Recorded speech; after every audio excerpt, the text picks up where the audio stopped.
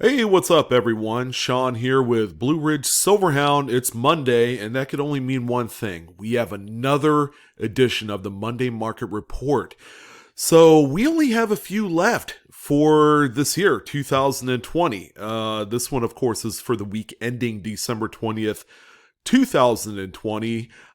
Because Christmas is going to be on Friday, all right, I will still be issuing a Monday market report for you guys next Monday, the 28th. So that's the great news.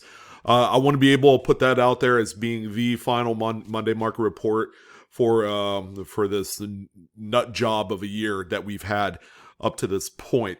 So with the Monday market report, as you guys know, this is a compilation of some of the most notable post 1900 modern coins, all graded, of course, that made some headlines this week. There's not a whole lot going on, okay? There's very few eBay sales. However, Great Collections is firing on all cylinders with their listings. And we have just probably one of the more incredible Monday market reports that I've seen in quite some time, because some of the coins, actually a good deal of the coins on the list, are what I would consider to be true market acceptability as far as what their prices sold or held at the end of the day. It really is coins that are very investable. But let's not take anything away from the registry set community. Okay, these are folks that purchase these high grade modern coins. They put it into a registry set, and their main goal is to simply compile every single coin of a specific series at their highest grade. Okay, that's kind of like the main registry set style. There are other types, of course, like low balls and variety types, and there's really no wrong way of putting together a registry set. However, if you were to look at the reports on PCGS and NGC, you will find that a lot of it is certainly grade driven, and it's all a points based system. All right, at the end of the year, you get a little pat on the back, attaboy, and, it really is all bragging rights. But people, okay, have been, for the longest time, for I would say the last 10 years plus, have really put a lot of credence into the registry set and what it does for the hobby. All right, it really provides a whole lot of parity, I guess, within the moderns, to where coins like from the 80s can sell for 5-6 grand, and as recently as 20-25 years ago, that was just unheard of, okay, for a non-variety. But because grading is so progressive and so popular today, that's why that these coins have been hitting just huge strides in the marketplace.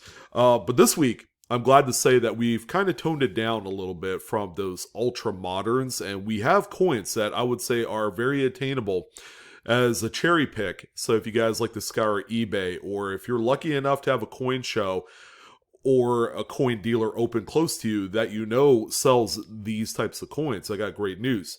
You might be onto something. So I'm going to go ahead and get started with all of the relevant sales from Great Collections. Again, they are the one of the go-to auction houses currently for just high-quality weekly auctions. They are greatcollections.com. Ian Russell and his crew do a great job every single week providing some of the best coins.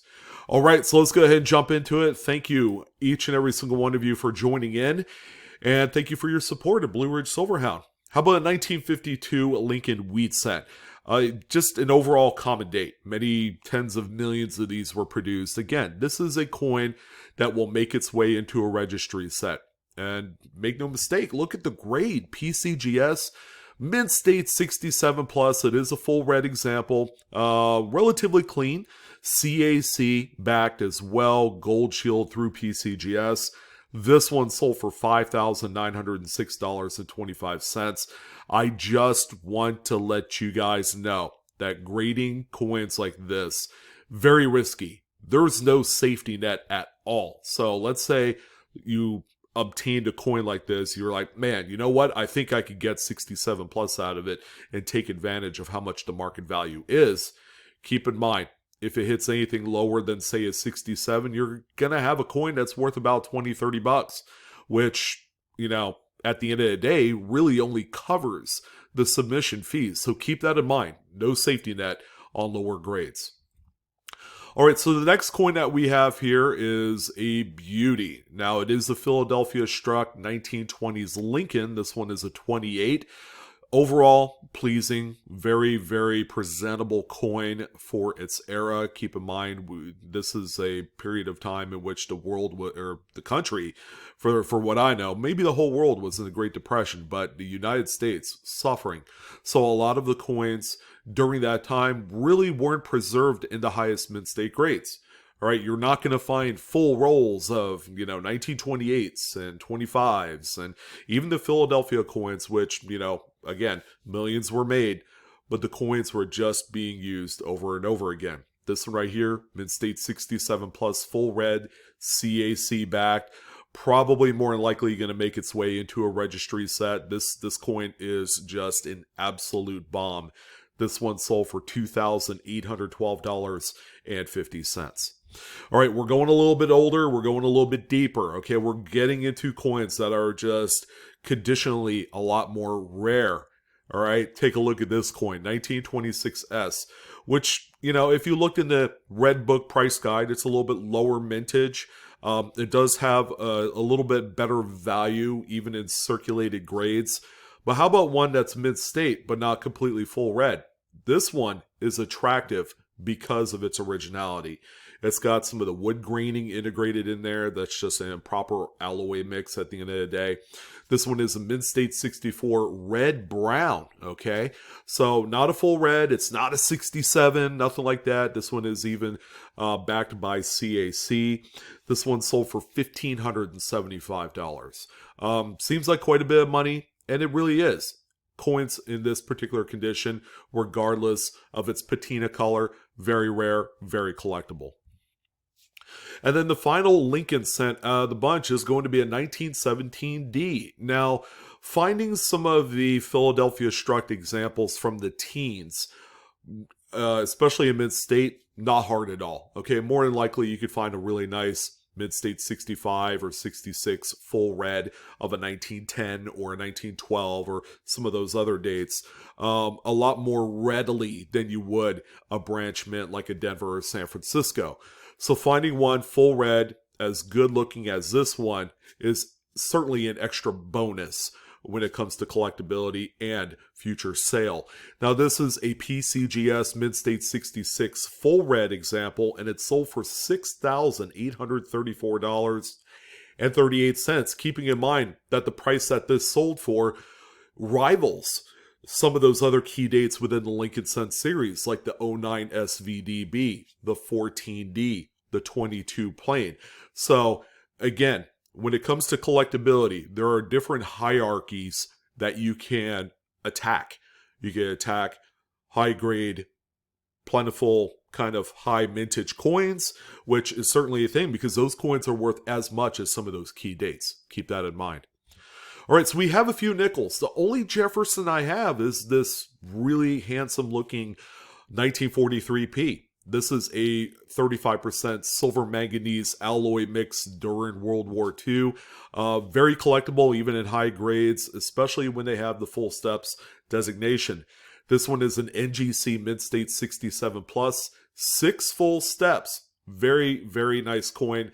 Just well struck. It's even got a little bit of toning on both the obverse and the reverse of the coin, which gives it, a little bit better eye appeal and extra points to collectors and investors.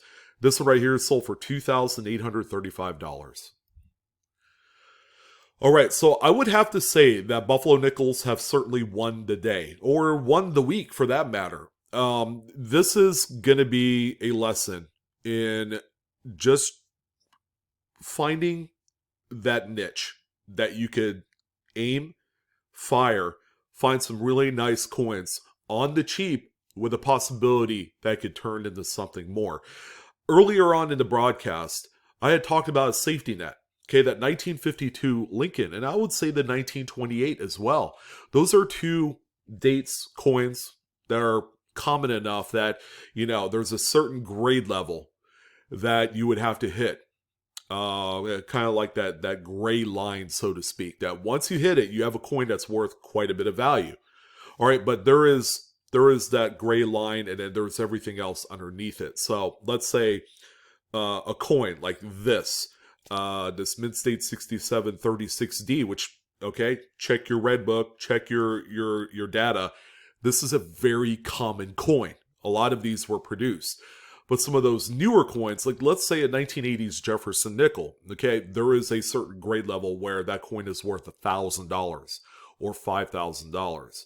But once you hit half a point grade lower, the coin is basically worth your submission fees. Now, enter in things like the Buffalo nickels. Okay, this is a coin right here. By the way, this one with a little bit of the yellow toning sold for $2,166.75.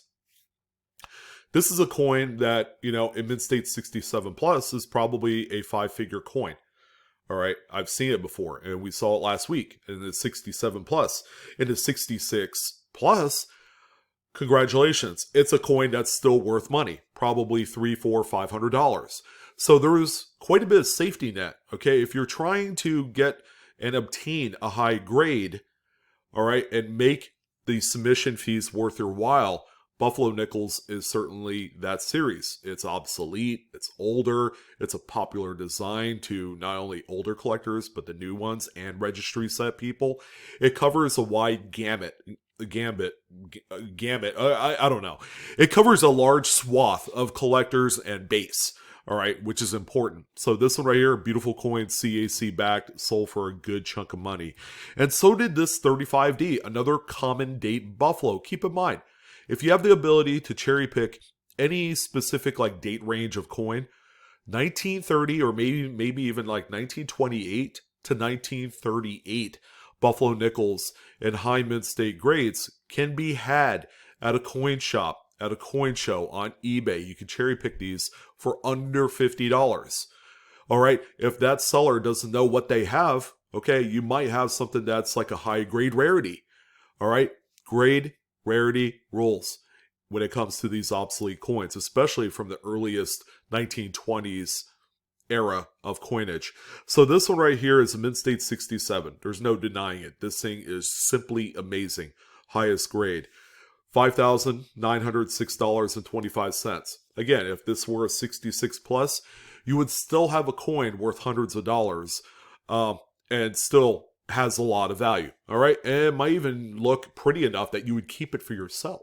All right, that's the important thing too. Sometimes it's not all about the sales. It's about finding that kind of like statement piece for your collection. Okay, and I would be perfectly happy with a Mint State 66 or a 66 plus also have the peace of mind that I'm going to have a coin that's going to be worth a lot more money later on down the road. I certainly can't take this with me when I head off to Valhalla. And I think you guys can agree with me. Okay, this is just a really, really awesome hobby. All right, and then we have a 1930 Philadelphia. Again, another high minted Buffalo nickel. This one is just a stunner. It's just got that luster that pops off the screen. Just amazing. Great collections did a great job with these images. This one, no doubt about it. I'm in love with this one. So it's a PCGS Mint State 67. It's got very mild toning in certain spots on the coin. This one right here is sold for $2,001.25. All right. You can't say that you haven't found something similar to this raw in a dealer case for under $50. Okay, they exist out there. I've cherry picked a number of them, as a matter of fact. All right, so we get just a shade tougher, not incredibly too tough where these things are impossible to find, but we have a pair of 1929S Buffaloes that you need to know about, because don't let the San Francisco Mint Mark fool you. This is a coin that is very available raw in Mint State grades. Okay, some of them might not look too hot. Some of them might be like a Mint State 62 or a 63. You'll still be paying about $50, but if you could cherry pick that just overall just contact free coin, just a beautiful specimen, that you might have something. So this one right here is actually part of the Sunset collection that's being sold over a number of weeks through Great Collections. They are up to I guess, week number 132. This one right here, a Mint State 66, CAC backed. This one sold for $3,361.50. This is a good looking coin. However, in comparison to this one, which has just a huge provenance behind it, okay, if you guys don't know who Angel D's is, they are just a couple people, I think it's one or two people, that actually compiled some of the highest graded Buffalo nickels over the course of, I think, like maybe 2 or 3 decades. And Angel D's made huge headlines in numismatics, I think about 5 or 6 years ago, when they decided to go ahead and break up their entire collection. So they sold a lot of their high-end, top-pop registry Buffaloes, okay, from all the way from the beginning, 1913, all the way to the end, 1938. So a lot of these showcase coins sold for 5 figures. I think a few of them sold, I think, touched 6 figures. Some of those much more rarer branch mint 19 teens coins. Here's another one, though. It's a 29S. Still a great coin. It is a grade higher than the previous example. And this one right here, it says toned set. So there was a number of toned coins as part of the Angel D's collection. This one right here sold for $8,718.75. But do you guys see the difference between a 67, this Angel D's example, that sold for $8,700, and the previous example at a grade point lower, still worth a ton of money? $3,300 for that other one. So there is a huge safety net with these coins. If they don't hit your top target grade-wise, it's okay. Because if it's a half a point grade lower or a full point grade lower, you still have a coin that's worth a lot of money. Keep that in mind. All right, so we have a 1928 Philadelphia Buffalo. This one has some yellowish toning on the obverse and the reverse of the coin. PCGS Mint State 67 plus. CAC backed, another beauty. Okay, keep in mind, this is a top pop coin. It sold for $17,123.65. Philadelphia 1928, not particularly tough to find if you need a raw example in kind of like a low mint state grade, but we're beginning to get a little bit tougher. Now, when I mean a little bit tougher, how about 25S? From this point back, I could say that this is kind of like the point of no return. The coins that you see previous to like 1927, you are going to have a heck of a time trying to cherry pick high grade mint state examples of these coins, especially if they are Denver and San Francisco minted examples. So best of luck to you, but I assure you it's going to be a lot of fun. You get into some of those earlier Philadelphias, you could find like acceptable $100 and below mid-state examples that have never been graded. Okay, those are always a good target. This one right here, just a beauty. It's a key. Mid-state 65. Of course, it's a middle-of-the-road type of grade. It's nothing that, say, is going to knock your socks off. But again, it's all perceived rarity. This one right here sold for $17,221.50. Let that sink in. A mid-state 65 of this coin for that kind of money. All right, so really, really, really incredible example. All right, we have a few Mercuries. Okay, one of them, of course, is our subject coin of the week. We have this 44S. We'll just get this one out of the way. Just an incredibly high-grade example with original toning. Mint State 68, full split bands. This thing has a hammered strike, pretty clean, only 2 points away from perfection. CAC certified. This one right here is also part of Sunset Week number 132. Sold for $5,907.38. Now, this is a coin that I would say in the course of the last 10 years, okay, people are very familiar with the 42/1 Philadelphia. It's very, very easy to spot. All right, in some cases, it's not even a cherry pickable coin. Like if you were going on eBay, I guarantee you there's probably maybe another 24 people looking for the same coin. However, there is kind of like an alternate route to, I guess, glory, all right? And that's going to be the 42/1 Denver. All right, this is a coin that has, I would I would guess, because I'm probably one of those people that have overlooked this on eBay as either a singular mint state coin, which by the way, it's a common date. If you take away the over date part of it, 42D, very common to find in mint state raw for probably under 30 bucks. But this is a coin within the last 10 years that I have personally witnessed on a few occasions through the forum chat pages of a few of these being cherry picked, either as a singular coin, high mint state grade, or in a lot of other Mercury dimes that are also high grades. So, you need to know more about this. Okay, there's a lot of references that you could go to online if you needed better quality pictures, close-ups. PCGS.com, of course, is a great reference. But the 42/1D is a lot more subtle. You can see just kind of like the extra kind of 1 or whatever right under the 2. It's not as bold as the 42/1 Philadelphia, but this is comparatively as rare and probably as expensive in high grades. And again, last 10 years, I've witnessed about 4 other mint state coins that graded like 65 full bands, 66. I'm pretty sure this is probably one of them right here.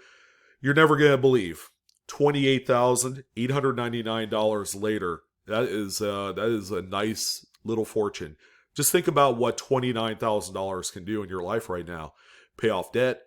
People aren't working right now. I mean, it's a lot of money. All right, so if you guys are ready to get some work in, and you're ready to cherry pick online through dealers and stuff, this is a great coin to target. Because, again, not a lot of people really look at it for how subtle it is. But it is one of the most important varieties in the Mercury Dime series. All right, we got a few more coins. We're going to hit it off with quarters. Okay, so we got a 63D. Early 60s silver quarters and high mint state grades are some of the rarest that you'll ever find. Even more rare than some of the coins from the 30s. Yeah, so comparatively, it's crazy to even just kind of wrap your head around that. This one, of course, has some original toning on the offers. It's a mint state 67 plus, CAC backed with the toning, sold for $6,530.62. And we also have this 61D. The toning is not nearly as beautiful as the previous coin. This one also 67 plus CAC'd, and it's sold for $8,493.75. So again, this is one of those coins that if you don't hit the grading target, you're gonna have a coin that's worth a little bit. All right. Now, mint state 67, I think you'll still be fine with this coin. That's gonna be a coin that's still worth like $500 to $1,000, but anything lower than that, just forget about it. These things are way too common, but the survival rate of some of those ultra high-end grades is non-existent because during the last few years of the silver standard era, a lot of these coins were kind of roughshod and the quality was suspect. A lot of nicks and planchet marks and just myriad of other things happened during this time as the U.S. was beginning to go away from silver because it was way too expensive to use in coins. And then finally, we're going to end it off on what I consider to be my Christmas gift to you. A 1916 Standing Liberty quarter. Of course, this needs no introduction. Paltry mintage limit of 52,000 pieces. This is the key date of the series. Probably the key date of the quarter series from 1900 to now. Wow. Mid-State 62. Still a pretty decent grade, especially for this key date. All right, there's a lot of them that are a lot worse than this that still sell for thousands. This one sold for $12,375. I mean, yeah, it's a 5-figure coin, but for a just modern rarity, I think that was kind of a bargain for the grade that you got. But this is going to be it, ladies and gentlemen. I want to wish each and every single one of you a very merry, very happy holidays. I gotta watch what I say, right? Not everybody celebrates Christmas, and I'm okay with that. Some people just don't even celebrate holidays, but whatever you do, all right? You guys came here for a reason, all right? We're all coin lovers. We're all into numismatics. I want to thank you guys for watching this video. Hopefully you guys enjoyed it. And don't forget to like, share, subscribe. That's the best way you can support my channel. through these crazy times. And yeah, pretty fun stuff. Coinaholics, we are discovering together every single day. Thank you again for your support of my channel. I wish you guys the best. Have a wonderful week. Don't work so hard. And I'll see you on the next coin video.